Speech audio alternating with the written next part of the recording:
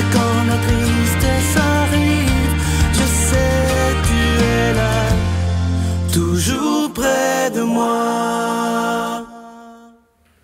Bonjour, Sœur Angèle. Bonjour, Sylvain. Comment allez-vous? Super bien, moi. Oui. Oui. Moi aussi. Moi, j'aime la vie. Oui. Bonjour, bienvenue à votre émission La Victoire d'amour. J'espère que vous allez bien.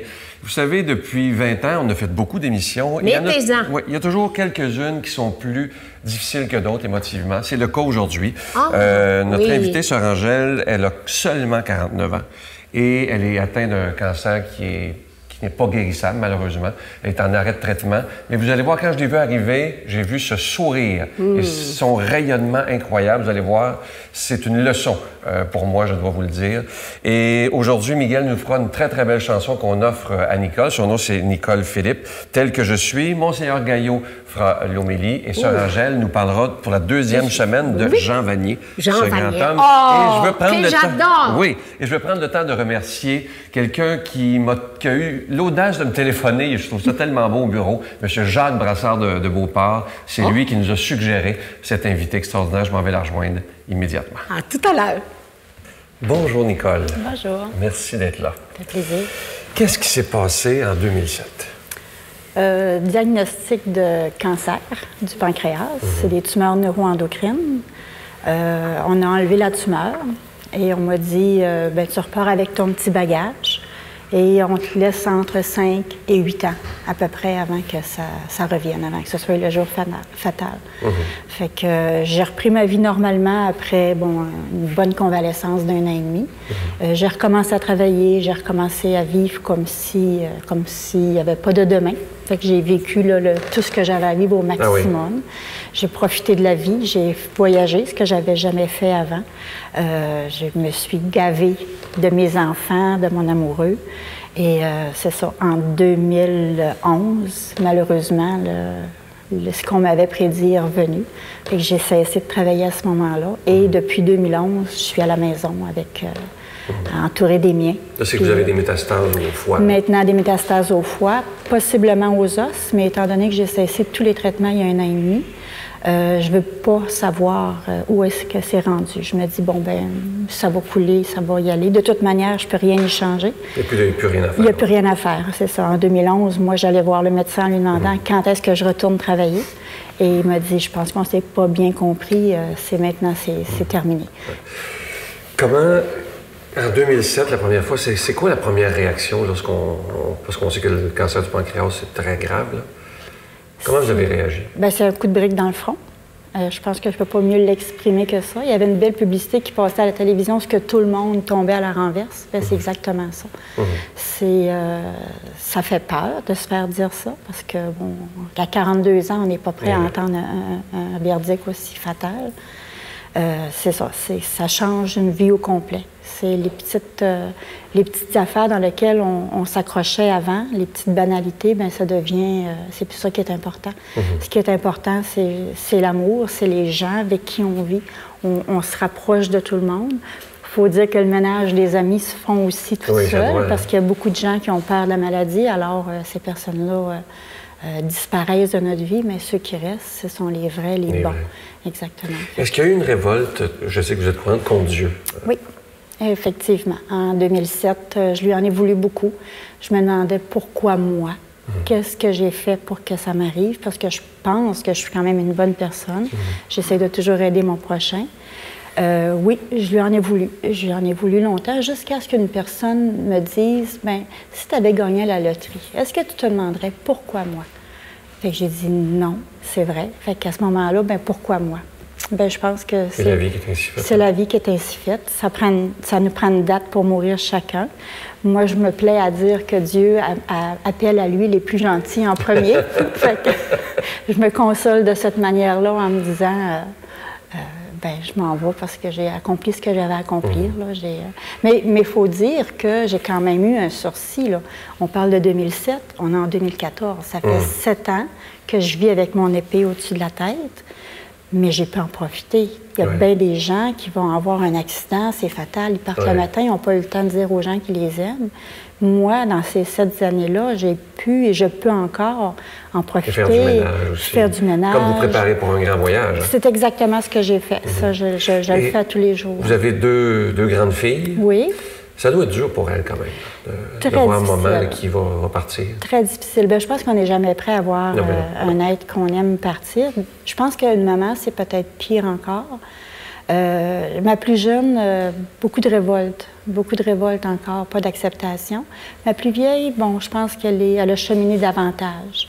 Mais effectivement, là, c'est pas facile pour eux autres de savoir qu'éventuellement, dans peut-être 1 mois, 2 mois, 6 mois, on le sait pas, hein, le temps qu'il nous reste, c'est un petit peu moi, j'aimerais avoir une date d'expiration. Malheureusement, ça vient pas comme ça. Et le médecin vous dit quoi, lui, d'après lui? Bien, le médecin, quand j'ai arrêté mes traitements, au printemps dernier, il m'avait dit que ce serait très rapide. Fait que très rapide, pour moi, c'était quelques mois. Puis là, bien, je pense que je l'ai un petit peu déjoué parce que ça fait quand même 1 an et demi. Là, que c'est sûr que c'est pas tous les jours facile. Là. J'ai mis mes plus beaux vêtements, je me suis faite belle, je me suis faite coquette, mais c'est pas tous les jours facile. La médication aidant, par contre. Je suis chanceuse parce que j'ai un médecin qui vient à domicile. Ça existe encore en 2014, des médecins qui viennent à domicile. Un médecin qui est spécialisé en soins palliatifs, qui voit mon confort, parce que dans le fond, c'est ça, c'est un traitement de confort, un soin de confort, exactement. Et je sais quelque chose qui vous fait beaucoup de peine parce que vous êtes en train de préparer des petits coffrets, ça m'a beaucoup touché, ça m'a même arraché un peu les larmes, c'est que vous ne verrez pas vos petits-enfants. Non, c'est ça. C'est le point le plus difficile. Normalement, j'ai de la difficulté à en parler sans verser une larme, mais effectivement, c'est... Là, qu'est-ce que vous faites pour eux? C'est tellement cute. Bien, je suis en train de préparer depuis 1 an et demi du bricolage, de la couture, des vêtements, toutes des petites choses que je fais de mes propres mains, que je les ai mis ça dans un beau gros coffre rempli d'amour. Puis je me dis, bien, la journée qu'ils auront des enfants, bien, mamie aura contribué à ce qu'ils aient des choses là, fait de mes mains. Fait que... Effectivement, je le prépare un petit coffret d'amour, plein de choses que je fabrique moi-même. Et votre conjoint, comment il vit ça? Parce que vous êtes en amour, vous vous aimez, c'est ce que je disais. Oui, nous, ça fait 36 ans qu'on est ensemble, depuis l'âge de 13 ans qu'on est ensemble. Fait qu'on a passé la plus grande partie de notre vie, on l'a passé ensemble. J'ai un mari extraordinaire qui m'accompagne là-dedans. Mais par contre, il n'accepte pas non plus. Comme il dit, j'accepterai jamais de perdre ma conjointe aussi jeune. Hein. On avait des projets pour l'avenir. On voulait faire un paquet de choses qu'on avait prévues quand nos filles partiraient de la maison. Mais c'est un très bon accompagnateur. Il essaie de réaliser mes moindres désirs. Il faut toujours que je fasse attention à ce que je dis. Si je dis « Ah, j'aimerais ça », bien, c'est fait, c'est parti, c'est enclenché. Fait que, mais au niveau de l'acceptation, il n'accepte pas que Dieu vienne me chercher aussi de bonheur. Est-ce que vous avez peur quand le moment arrivera? J'ai pas peur de mourir. J'ai peur de souffrir. Ça, je pense que c'est le problème de tous les gens qui sont atteints du cancer. On sait que c'est une maladie qui est quand même assez souffrante. Mais de mourir, non. Parce que je sais qu'il m'attend plein de choses de l'autre côté. Pour moi, dans mon monde à moi, dans ma tête, je sais que de l'autre côté, il y a quelque chose de beau qui m'attend l'autre bord. Je vais aller rejoindre les personnes qui nous ont déjà quittés, qui veillent sur nous autres à tous les jours. Mais là, ça va être à mon tour après ça de venir prendre soin des personnes qui sont encore ici. Est-ce que vous prenez le temps, parce que vous êtes à la maison maintenant, tous les jours, de faire un petit cœur à cœur avec Dieu ou une prière? Oui. Bien, tous les jours, je le remercie d'être encore là. Je lui remercie de me donner encore des bonnes journées, de me donner la chance de voir mes enfants, mon mari, mes amis. Oui, effectivement, tous les jours, je prends le temps de... Et je lui parle comme si c'était mon ami. Ah, bien ça, c'est la plus belle façon. Il y a des journées que j'ai un petit peu de misère. Là, bien, garde, donne-moi la force de passer au travers de cette journée-là, parce que physiquement, c'est pas toujours facile. Fait que oui, effectivement, il est présent tout le temps. Je vais revenir sur quelque chose que vous avez dit au début. Comment on réagit lorsqu'on voit des gens qu'on pensait nos amis s'éloigner tranquillement? C'est difficile. Ça doit être dur, ça. C'est un deuil. Ça fait partie de plusieurs deuils, mais ça, c'en est un deuil, de voir qu'il y a des personnes qui ont peur à ce point-là de la maladie, ou peur. C'est confrontant d'être avec quelqu'un. C'est que ça confronte à notre propre mort. C'est ça, c'est comme un miroir. On sait que ça va lui arriver un jour. Fait que de voir que quelqu'un le vit là, Bien, exactement, et ça se pousse, et c'est difficile, ça fait mal au cœur, mais ça fait partie. Quand on a une maladie comme ça qui nous est annoncée, c'est des petits deuils, je vous dirais, à tous les jours. C'est pas, oui, je vais mourir, mais c'est vraiment à tous les jours que c'est une petite affaire. Oh, j'étais capable de le faire hier, maintenant je suis plus capable de le faire. Fait que c'est des petits deuils. Il y en a qui font mal plus que d'autres. Ouais. Mais ça fait partie du cheminement, on l'accepte. Puis, en tout cas, moi, dans mon cas, j'ai décidé que c'était plus facile de rester souriante, rester heureuse, rester sereine, de dire, comment vous faites? Ben, ça vient toute seule. Ben, je vous vois, là, vous avez l'air tellement rayonnante que ça en est désarmant. Oui. Parce que vous ne jouez pas à la victime du tout, là, vous êtes... Non. C'est la dernière chose que j'ai envie de faire, ça, de jouer à la victime. Je pourrais rester chez nous, coucher en petite boule sur mon divan, puis dire je vais mourir. Mais au contraire, moi, je vois ça comme une autre belle aventure. Celle-ci se termine. Ça me fait énormément de peine de savoir que je vais quitter les miens. C'est la plus grosse peine. Que moi, je parte, c'est pas grave, je m'en vais vers quelque chose de mieux. Mais de quitter ceux qu'on aime, ça, c'est difficile. Oui, c'est vraiment difficile. Ça. Je ne sais pas si vous vous rendez compte à quel point vous allez donner de l'espérance à des milliers de personnes qui vivent peut-être ça présentement et qui ont peur. C'est très humain. Et moi, je veux vous remercier d'être ce que vous êtes. Bien, merci. Et je veux vous souhaiter, je suis même ému, mais le plus beau des voyages. Bien, merci. Vraiment. Je sais que je vais faire un beau voyage. Oui, je vous le souhaite vraiment avec tout mon cœur. Parfait. Et je veux vous offrir une très, très belle chanson. Et je veux demander aussi aux gens de prier pour Nicole et de prier pour tous ceux qui vivent ces moments-là présentement afin que le passage soit le plus facile possible. Et on va écouter une belle chanson qui va bien avec le témoignage de Nicole. C'est « Tel que je suis, je viens à toi », interprété par Miguel.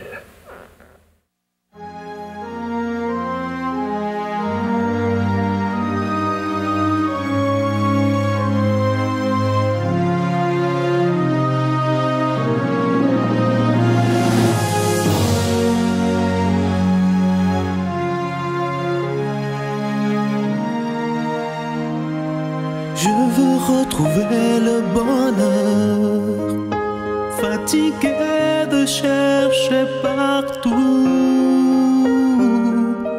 Avec tous les battements de mon cœur, j'ai besoin de ton amour.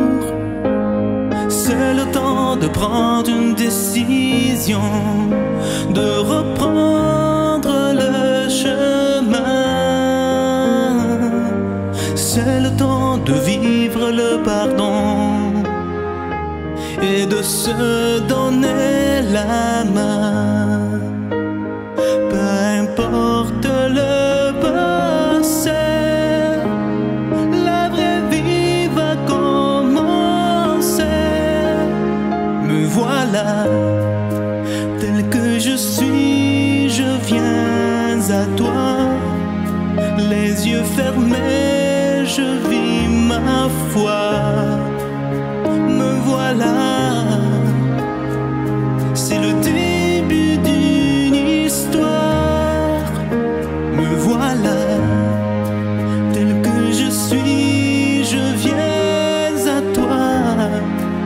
Avec mes forces et mes faiblesses, me voilà. Mon cœur est là pour toi. Aujourd'hui, je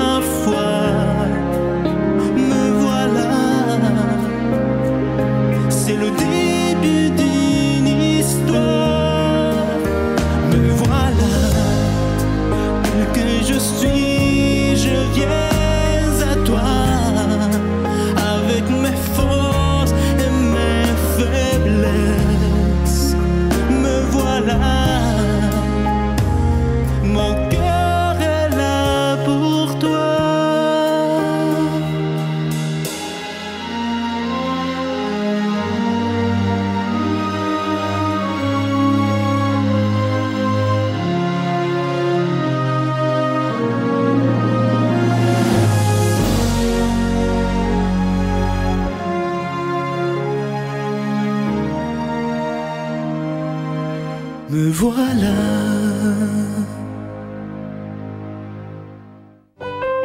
Notre Père qui es aux cieux, que ton nom soit sanctifié, que ton règne vienne, que ta volonté soit faite sur la terre comme au ciel. Donne-nous aujourd'hui notre pain de ce jour. Pardonne-nous nos offenses comme nous pardonnons à ceux qui nous ont offensés. Ne nous laisse pas entrer en tentation, mais délivre-nous du mal, car c'est à toi qu'appartient le règne, la puissance et la gloire pour les siècles des siècles. Amen. Pour une 20e année consécutive, la Victoire de l'amour en collaboration avec Voyage Intermission vous invite à son ressourcement annuel à bord du Celebrity Reflection du 10 au 17 janvier 2015. Au départ de Miami, nous ferons escale à Puerto Rico, Saint-Thomas et Saint-Martin en compagnie de Sœur Angèle, Sylvain Charon et la présence exceptionnelle de l'abbé Robert Jolicoeur. Réservation avec Voyage Intermission au 514-288-6077 ou sans frais au 1-800-465-3255. En ce mois de novembre, c'est toujours le temps de vous parler de ce bel ange de Noël qui nous prépare à Noël d'ailleurs, qui est la collection 2014. Je sais que des milliers de personnes d'entre vous les collectionnent depuis quelques années. Cette année, je vous le dis, on a cherché, on a travaillé avec nos fournisseurs pour vous offrir un bel ange de Noël d'une grande qualité. Vous le voyez à l'écran, il est tellement lumineux cette année. Il est plaqué argent, orné de beaux petits zircons. Et comme je vous le disais il y a quelques jours, il est déjà béni. Vous savez que ça se donne très bien en cadeau. Et j'aimerais répondre à une question qui nous arrive souvent au bureau, même après 20 ans. Comment ça se fait qu'on est obligé de demander de l'argent d'une émission religieuse? C'est simple, hein? C'est qu'on doit payer pour être à la télévision. Et ce que je trouve beau, c'est que chaque fois que vous faites un don, que vous décidez de dire, moi, c'est important que la parole de Dieu soit annoncée comme Jésus nous le demande, bien, c'est grâce à vous, grâce à votre prière, grâce à vos dons, que cette émission peut être diffusée. Alors, merci de tout cœur. Je vous donne l'adresse. La Victoire de l'amour, casier postal 120, succursale Boucherville à Boucherville, le J4B 5E6, je vous la redonne. La Victoire de l'amour, casier postal 120, succursale Boucherville à Boucherville, le J4B 5E6. Également par téléphone, par carte de crédit du lundi au vendredi, de 8h30 à 16h30 dans le 514-523-4433, 523-4433 ou sans frais, le 1-888-811-9291, 1-888-811-9291 et aussi sur notre site Internet, le www.lavictoiredelamour.org. Merci de tout cœur de votre grande générosité et je vous rappelle que vous le recevrez très rapidement, ce bel ange de Noël 2014.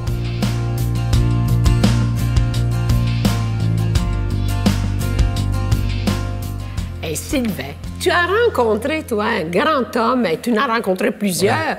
Ouais. Jean Vanier, oui, quel homme en Aujourd'hui, France. c'est la suite, vous l'avez vu la semaine dernière. Oui. Et j'avais eu la chance d'aller l'interviewer chez lui, dans un petit village, où il s'occupe des personnes handicapées. Et vous savez que c'est lui qui a fondé l'Arche. Et moi, je vous le dis, lorsqu'on est assis devant des grands personnages comme ça, plus grands que nature, c'est un peu comme Mère Teresa, c'est des gens, on ne peut même pas s'imaginer la bonté. Et même sans dire un mot sur Angèle, dès que je l'ai vu, il se dégage une énergie de bonté, d'amour, et on sent qu'il est habité par quelqu'un de plus grand que lui. Et la dernière question que je lui ai posée, Monsieur Vanier, qu'est-ce que vous souhaitez à l'Église? Oui, il a répondu qu'elle aime plus Jésus. C'est beau, imaginez-vous. Comment présenter ce Jésus-là, qui peut changer une vie? Moi, je suis quelqu'un qui n'aime pas présenter, j'aime écouter. Et de savoir qu'est-ce que tu cherches, où est tes rêves? Que rêves-tu? Que veux-tu? Quel est ton désir et quelle est ta peur la plus grande? Je suis très frappé des jeunes qui ont souffert, qui en ont marre. Quelle est ta souffrance? Et de fait, aujourd'hui, ce qui est clair, c'est que des jeunes, ils ne veulent pas du blabla. La parole, ils en ont marre. Ils l'entendent tout le temps à la télévision, ils l'entendent partout, il y a de la parole, et toute parole est contredite par une autre parole. On n'a qu'à regarder la télévision, l'opposé est tout de suite après. Alors la question qu'ils ont besoin, c'est des témoins, des gens qui croient et qui sont heureux. Alors ce que j'aimerais, c'est qu'ils me posent des questions. Mais probablement, je commencerai à parler des personnes avec un handicap. Et en parlant de la souffrance des personnes avec un handicap, je parlerai de leur souffrance. loneliness, se sentir seul, d'avoir marre, d'avoir une image blessée de soi-même, désir de mort, etc.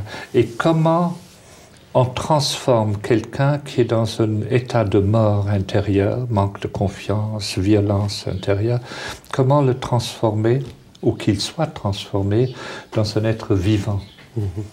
Et probablement, j'expliquerai ou je parlerai des situations que je connais bien, d'hommes qui étaient enfermés dans le désespoir et qui sont devenus des hommes et des femmes vivantes. Et qu'est-ce qu'ils ont besoin avant tout? C'est qu'ils ont besoin d'être aimés. Et qu'est-ce que c'est l'amour? L'amour, c'est pas une émotion, c'est pas donner du chocolat, c'est pas donner des bécos, c'est pas... Aimer quelqu'un, c'est de lui révéler qu'il est beau. Est-ce que quelqu'un t'a révélé, toi qui es jeune, que tu es beau? Est-ce que tu sais que tu es valable? Beaucoup de jeunes vivent dans un sentiment d'échec par rapport à ce que les parents auraient voulu, ce que la société aurait voulu, quelqu'un d'autre. Mais toi, est-ce que tu sens que tu as une valeur? Mon Dieu, donnez-moi la sérénité d'accepter les choses que je ne peux changer, le courage de changer les choses que je peux, et la sagesse d'en connaître la différence. Amen.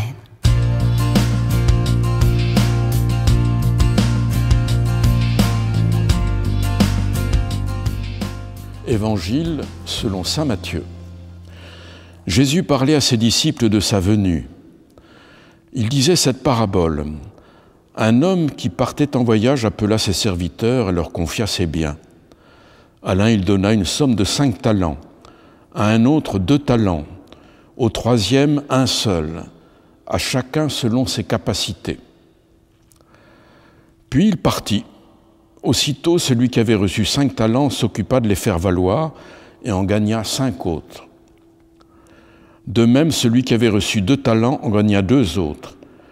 Mais celui qui n'en avait reçu qu'un creusa la terre et enfouit l'argent de son maître. Longtemps après, leur maître revient et il leur demande des comptes. Celui qui avait reçu les 5 talents s'avança en rapportant 5 autres talents et dit « Seigneur, tu m'avais confié 5 talents, voilà, j'en ai gagné 5 autres. » « Très bien, serviteur bon et fidèle, tu étais fidèle pour peu de choses, je t'en confierai beaucoup, entre dans la joie de ton maître. » Celui qui avait reçu 2 talents s'avança ensuite et dit « Seigneur, tu m'avais confié 2 talents, voilà, j'en ai gagné 2 autres. » « Très bien, serviteur bon et fidèle, tu étais fidèle pour peu de choses, je t'en confierai beaucoup, entre dans la joie de ton maître. » Celui qui avait reçu 1 seul talent s'avança ensuite et dit « Seigneur, je savais que tu es un homme dur, tu moissonnes là où on n'a pas répandu le grain. J'ai eu peur et je suis allé enfouir ton talent dans la terre. Le voici, tu as ce qui t'appartient. » Son maître lui répliqua « Serviteur mauvais et paresseux, tu savais que je moissonne là où je n'ai pas semé, que je ramasse le grain là où je ne l'ai pas répandu. Alors il fallait placer mon argent à la banque, et à mon retour, je l'aurais retrouvé avec les intérêts. Enlevez-lui donc son talent, et donnez-le à celui qui en a 10. Car celui qui a recevra encore, et il sera dans l'abondance. Mais celui qui n'a rien se fera enlever même ce qu'il a. Quant à ce serviteur bon à rien, jetez-le dehors dans les ténèbres, là il y aura des pleurs et des grincements de dents.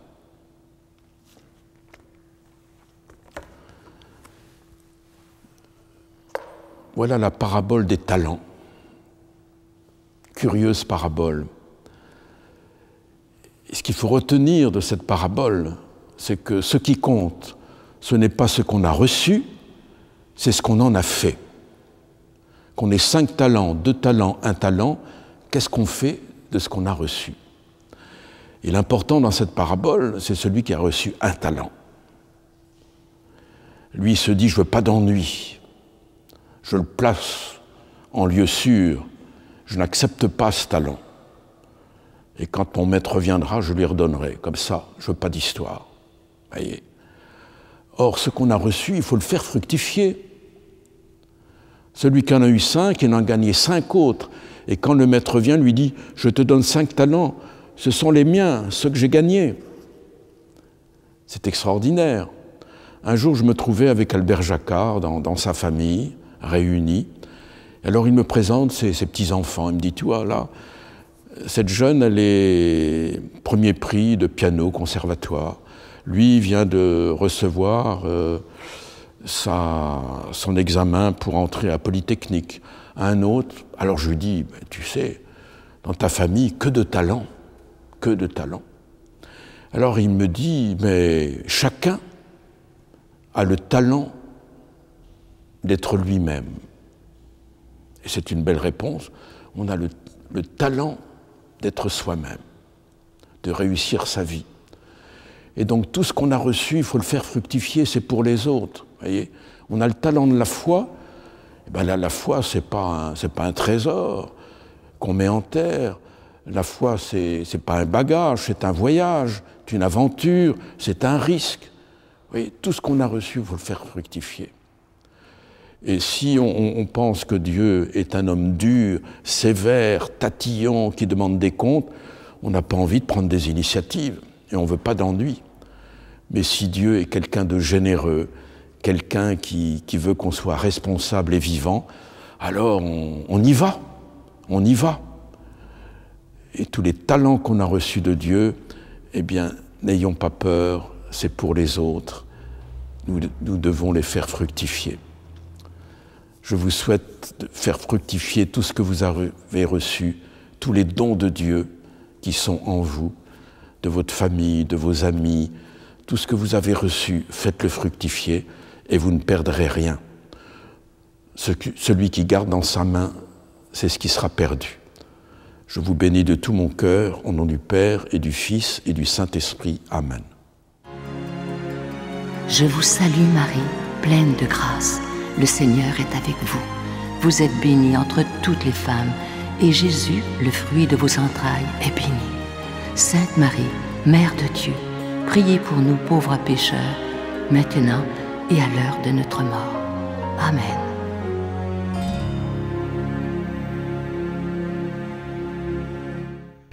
Venez célébrer avec nous le 20e anniversaire de la Victoire de l'amour en compagnie de Monseigneur Christian Lépine, archevêque de Montréal, l'abbé Robert Lemire, l'abbé Robert Jolicoeur, Dolly Dimitro, Jean-Marc Chaput, Sœur Angèle et Sylvain Charon. Et en chanson, Miguel Padilla, Frédéric Coucou, William Coallier, Robert Lebel, Giorgia Fomenti et un mini-spectacle de l'unique Michel Louvain.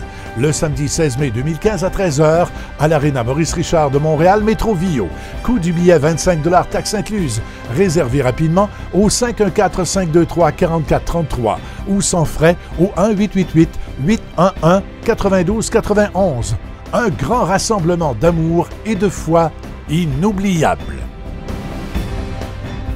Nicole, je vais prendre le temps avec Sœur Angèle de vous remercier. Vraiment, merci, parce que vous êtes parti de Québec pour venir jusqu'à Montréal. Je sais que c'est quand même fatigant dans votre état.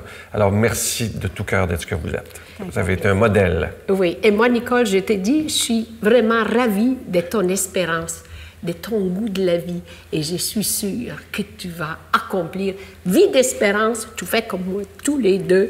On se tient et vous allez voir. J'aimerais vous laisser avec une très, très belle phrase de Félix Leclerc qui disait « C'est beau la mort, c'est plein de vie dedans. » Wow! Je vous embrasse. Oui, et privilégié. Bon courage. Je vous souhaite une belle journée. Et comme d'habitude, on vous attend demain matin pour écouter les si belles homélies de notre ami, l'abbé Robert Jolicoeur. À demain. Bye. Demain. Bye bye.